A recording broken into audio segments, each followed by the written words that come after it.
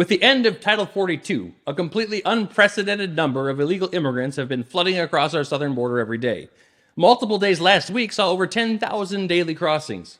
It's an invasion, and it's being encouraged by President Biden and the radical left. It's an attack aimed at undermining America's sovereignty and our culture of freedom, with the ultimate goal of tearing down our country and replacing it with a socialist, authoritarian dystopia.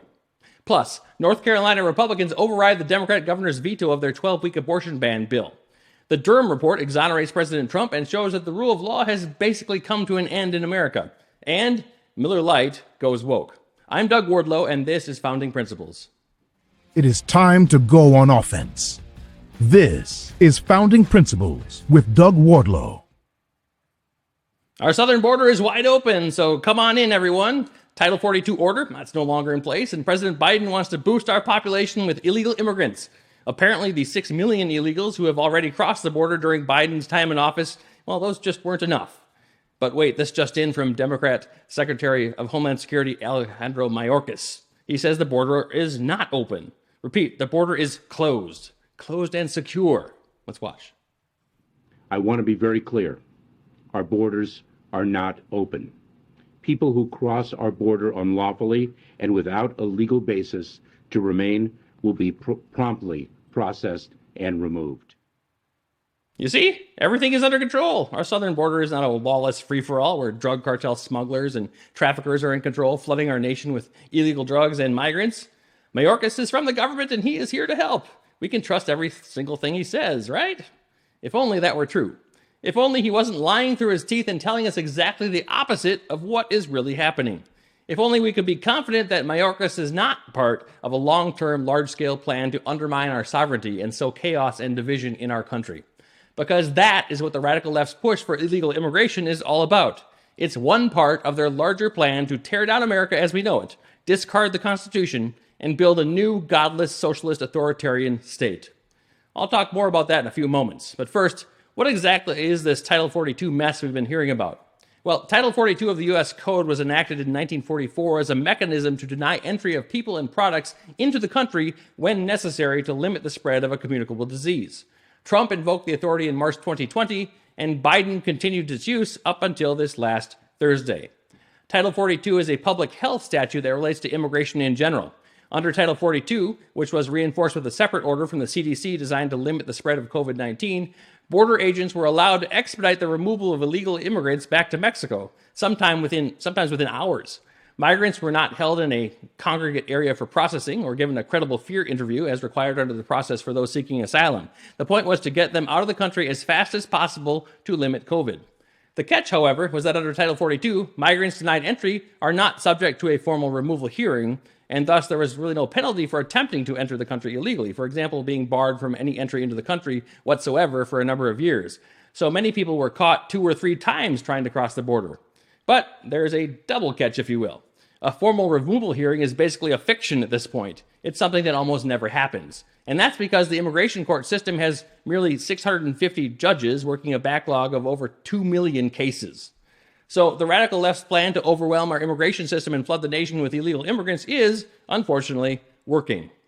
Look at the number of Title 42 removals this year, over 430,000, and that was as of March. Add in apprehensions that don't fall under Title 42 and you get 1.2 million removals in just 6 months.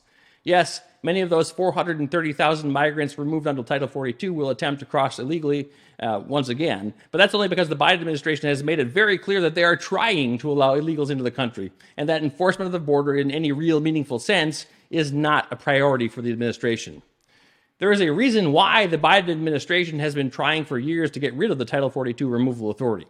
Without Title 42 authority, the Border Patrol cannot simply remove illegals back to Mexico on the spot. But being that Biden ended the COVID national emergency in April, all the legal wrangling about Title 42 is now moot. The authority is now gone. So where does that leave us? Well, here's what Texas AG Ken Paxton said in his May 10th press release, the day before Title 42 authority expired. He said this, quote, "Never in our history has a president worked so flagrantly against the interests of our nation and the safety of our citizens. Title 42 is set to expire on May 11th, yet Biden has refused to implement the proven Remain in Mexico policy or other sensible methods of deterring illegal immigration. Instead, he has introduced and continued destructive policies with the full expectation that the chaos will worsen.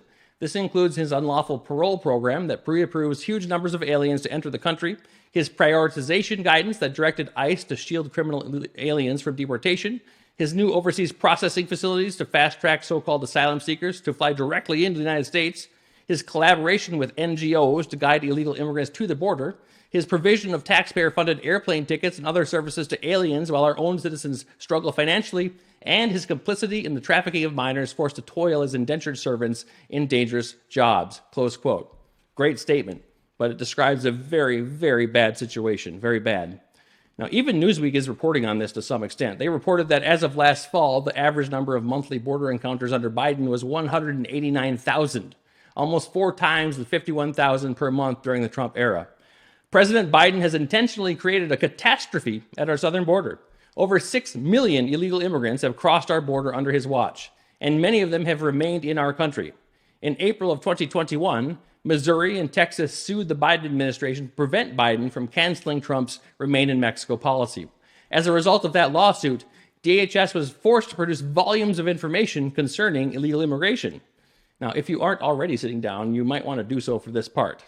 The Biden administration has released 1,049,532 illegal immigrants into the interior of the United States. And that was as of May 2020. And that doesn't include 190,053 unaccompanied minors. It's crazy. According to Andrew Arthur at the Center for Immigration Studies, those 1 million plus people released into the country outnumber the total illegal immigrants apprehended by Border Patrol agents in any single year from 2007 to 2020.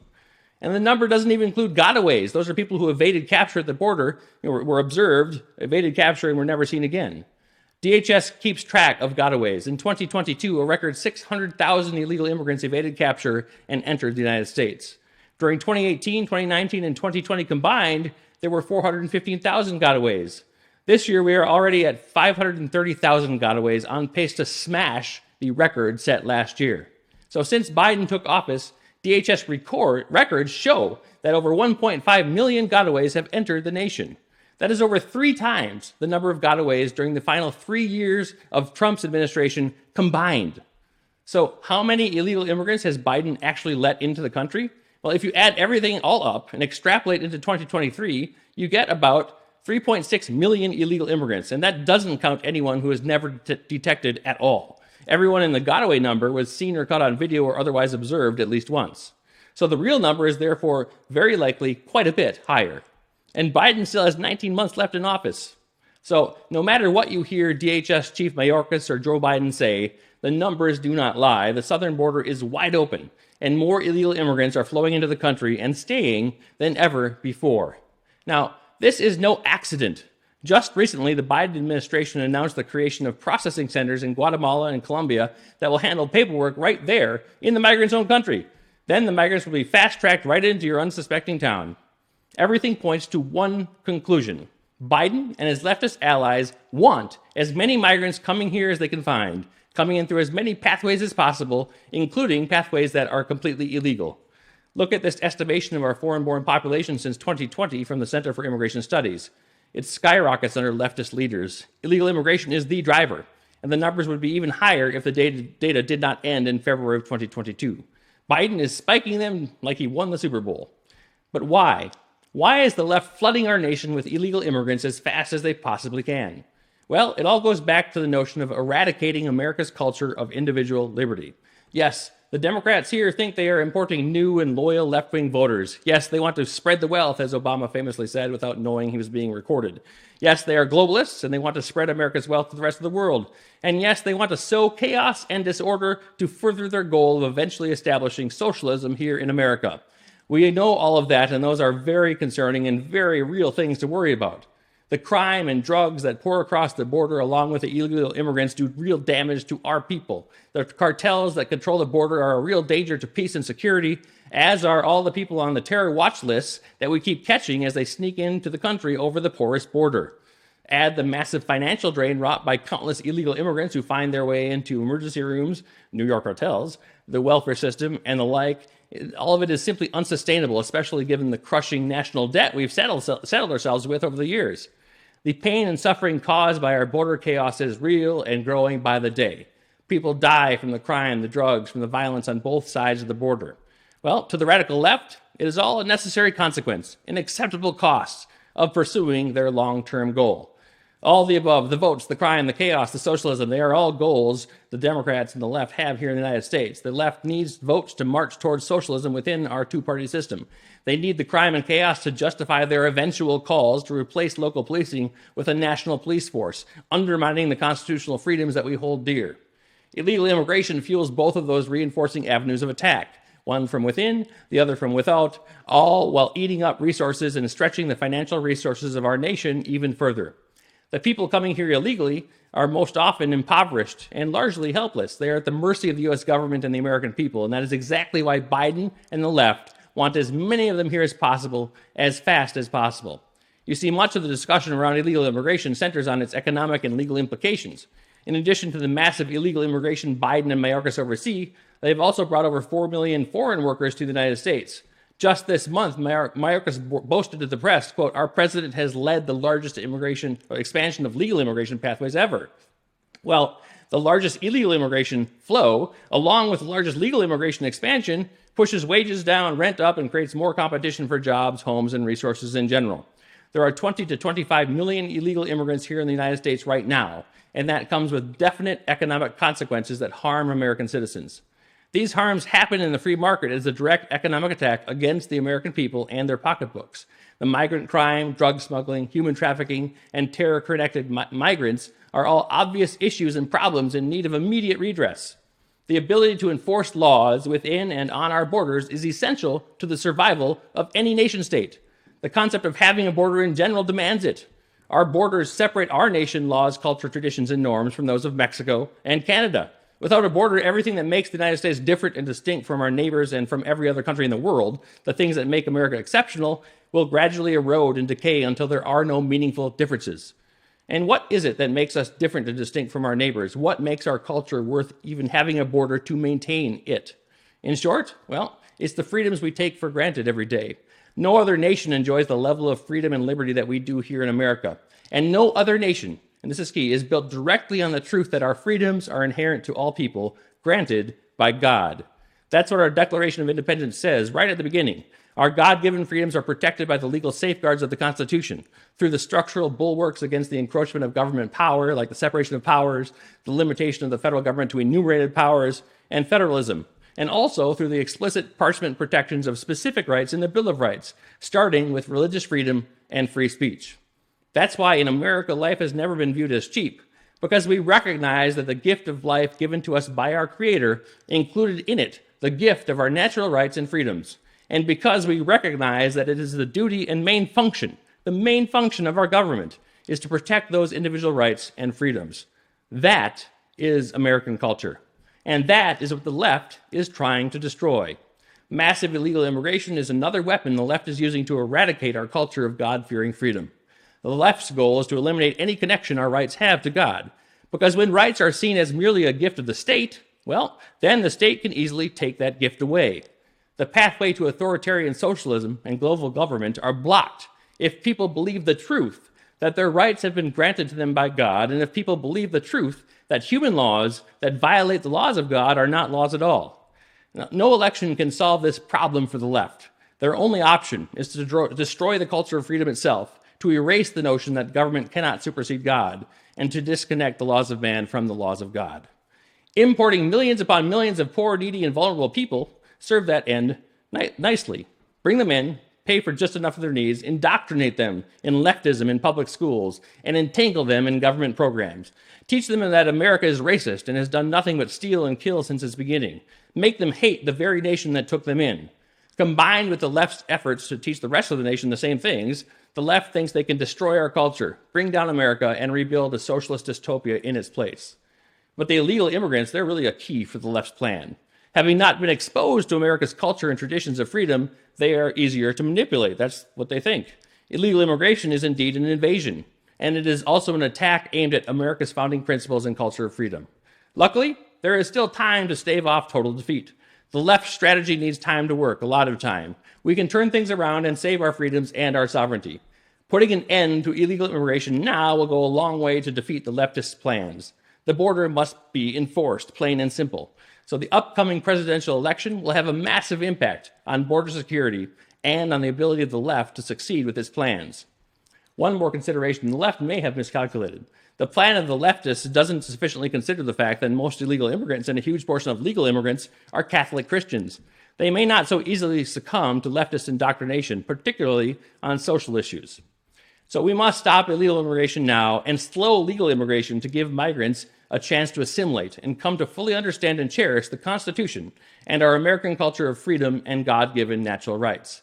We must do everything possible to make sure that immigrants and indeed all Americans understand our founding principles and understand that our government was instituted by means of our Constitution to protect the American people from the evils of human nature and the accumulation of power in government, to ensure that mankind's God-given freedoms, which have been thoroughly abused by governments throughout human history, are not washed away by people in power who think they know best how to direct the lives of others. We can still save our culture and the freedoms within it. There is still time. President Trump was on the right path. We must return to that path as soon as possible. And we must never lose sight of who is really in charge here. God is watching us. Well, if you like the content that we're providing, please go ahead and like the video, subscribe to the channel. If you're listening to the audio podcast, give us a 5-star rating. Doing each of those things helps us tremendously. Now on to behind the headlines. First up today, a huge win for the pro-life movement in North Carolina.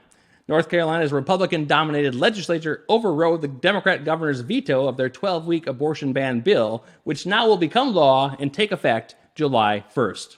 The left's reaction was unsurprisingly hysterical, while North Carolina Republicans by and large celebrated this huge victory for life. This is very encouraging to see. The message from many rhinos and moderates and squishes after the midterms was that Republicans who fight for social issues like abortion will bring our party to ruin. Leaving aside the moment the idiocy of banning our culture, is that claim true? Well, in short, no. Of course it's not true. It's the opposite of true. It's false, and the opposite is true. Only by going on the offense on abortion and other social issues will Republicans ever win durable majorities in state houses across the country. Let's talk strategy for just a moment. I want to say at the outset, I am unapologetically pro-life. I believe that life is sacred from conception all the way to natural death. We are made in the image of God, the image of our Creator, and we are all deserving of life as well as liberty and the pursuit of happiness, just like it says in our Declaration of Independence. So where is the country on this issue? Where are Americans? Well, the left likes to say the vast majority of folks are pro-abortion. Is that really true? They paint the Republicans as fringe weirdos. They say that Americans supported Roe versus Wade and opposed its overturning. Well, that's all a bunch of lies. First off, most Americans don't understand what the holding was in Roe versus Wade, and many misunderstand what overturning the ruling did. If you asked Americans if they believe states should decide what their abortion laws are, you'd likely see at least 55% agree with that sentiment, and likely many more. The left intentionally uses certain polls to trick people into thinking a majority agree with their insane platform. As for where the country is really at, well, you've got Republicans on one side, Democrats on the other, and most Americans are somewhere in the middle, but actually quite a bit closer to the Republican side. Do most Americans support a total ban on abortion? Well, many do, and many do not. But do they support abortion up until the moment of birth, and maybe a few minutes after birth? Very, very, very few Americans do, almost none, except apparently elected Democrats. They're the ones that do. So the Democrat position is far more unpalatable to Americans generally than the Republican position is. And that's because the Democrats' position is beastly and contrary to what most Americans know deep down to be true. Innocent human life must be protected, and unborn babies are human lives. So where does the rhino moderate perception that the pro-life issue is a loser for Republicans come from? Well, it's simple. The left campaigns on this issue, and all too often Republicans have been running away from it. Common rhino moderate Republican consensus was for a long time that Roe versus Wade was bad, but there's nothing we can do about it, so let's talk about something else. And people just kind of got in the habit of that, I guess. In the midterms, many state parties, including right here in Minnesota, unfortunately, they encouraged candidates to concede that there is a right to an abortion and then focus on other issues. It's ridiculous, terrible strategy. But if Republicans campaign as if they are ashamed of our position on critical issues that go to the value of human life itself, why would any independent go along with us on any other issue? We would destroy our own credibility when we do that. And that was the perception of many voters here in Minnesota and in a lot of other states this past midterm election. Now in Virginia, Terry McAuliffe tried making abortion an issue. He failed because Glenn Youngkin, he made it very clear that he is pro-life, and he also made it very clear how radical his Democrat opponent, Terry McAuliffe, was on the issue, stating that McAuliffe was, quote, trying to be the abortion governor. And that worked. So what is the bottom line here? If we don't engage on the issues that matter, then we lose. We don't have to make every election about all about abortion, of course, and certainly elections are more about some issues. Some elections are more about some issues. Some elections are more about other issues.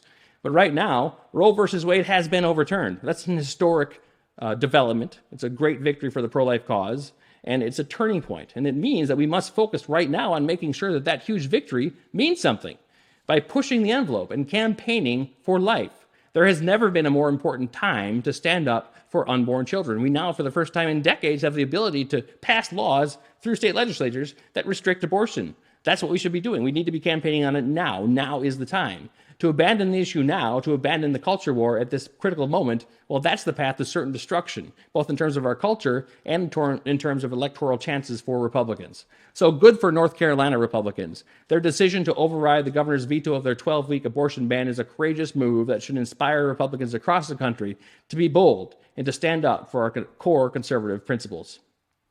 All right. Second, the long-awaited report has been released. The Durham report. The report fully and completely exonerates President Trump. What does this mean? Well, the mainstream media is convicted of being liars who are paid to shill for the Democratic Party. It means Hillary Clinton and operatives of the Democratic Party knowingly concocted and pushed a false narrative that wasted taxpayer resources going after a completely innocent man trying to rig an election. It means the FBI is no longer an independent institution, but rather a political institution. It means the rule of law has basically come to an end in America, and that the law is a tool to be wielded against political enemies. That's certainly how the Democrats see it. That's how they used it. That's how the FBI used the law. And the Durham report shows all of that. But other than all of that, everything's just fine. And how do we know this report completely exonerates President Trump? Well, you can read the over 300-page report for yourself. It's dense and not all that interesting, but you can do that. It's guaranteed to make you very angry. Another way to understand just how significant the report is and how perfectly it exonerates President Trump is to observe the reaction of the Never Trump crowd. Jake Tapper, he admitted that this report exonerated the president to some degree. Bill Barr acknowledged that it exonerated Trump even though he doesn't want Trump to lead the Republicans going forward. Now, it's telling when your critics have to concede to certain facts that they don't want to concede to. Many of these people despise President Trump, but understand that even with their total control of institutions in this country, they can't continue to use the Russiagate nonsense against him. And that's saying something because they are willing to lie about an awful lot. What does this mean for our politics? Hopefully a lot, but we shall see what happens. From the left's perspective, their failure to make a case against President Trump is a canary in the coal mine. They sense that their power is slipping, even if it's just a little bit of their power. The truth is a very powerful thing. If we keep working to get real information out there, we just might be able to win the war of ideas. All right. Third and finally today, Nick Adams is a conservative personality on Twitter. He's a comedian of sorts that pushes a conservative message by using a hyperbolic conservative alpha male persona. It's really quite funny. Here he is discussing the recent Miller Lite controversy. Let's watch. Hey guys, Nick Adams here. Well, this early evening I am enjoying a nice cold Yingling. You know why? Number one, I like Yingling, but number two, Miller Lite has gone woke. And what goes woke must get bent. What goes woke must go broke. Yeah, so if you haven't heard, Miller Lite has decided to join Bud Light in their woke politics and release a woke ad of their own. Why would they do this? Well, who knows? Maybe they think conservatives will get defeated and give up on the Bud Light boycott. Perhaps they think that if the major beer companies come out as completely woke, we'll have nowhere to turn. I hope that's not the case. The conservative boycott of Bud Light has resulted in huge losses for the company. Anheuser-Busch has been in full panic mode for a while now, recently releasing 2 commercials that are obviously pandering to conservatives. 2 executives were fired and several press releases were put out by their crisis management team. Anheuser-Busch is clearly hurting. What this proves is that conservatives can mount a successful boycott. It requires work and sacrifice, but we can do it. It helps, of course, that Bud Light and Miller Lite are terrible and they taste awful, so boycotting them is kind of easy. If you disagree with that, I'm sorry, you're just wrong. But what's important right now is to show corporate America that if they alienate over 50% of the country, we will cut your sales by 50%. In the case of these beer companies, it's likely more than 50%. The vast majority of beer drinkers are not gung-ho LGBT agenda enthusiasts. That's an understatement. Maybe we can make a beer company that is explicitly conservative. It's not impossible. But until then, we should boycott companies that are doing the most they possibly can to show their woke credentials. They need to be boycotted. It also could be that Miller Lite and Bud Light are colluding. If so, one has to wonder, are they engaging in illegal anti-competitive behavior? Well, who knows? But one thing is certain. If they lose enough money, they will be forced to abandon the poison of the transgender ideology. Well, that's all for today's show. Thank you so much for tuning in. If you like the content that we are providing, please go ahead and like the video, subscribe to the channel, drop a comment into the comment section. If you're listening to the audio podcast, give us a 5-star rating. Doing all those things helps us tremendously and helps grow the show and multiply its impact. And remember, one more thing, the CCP must be destroyed.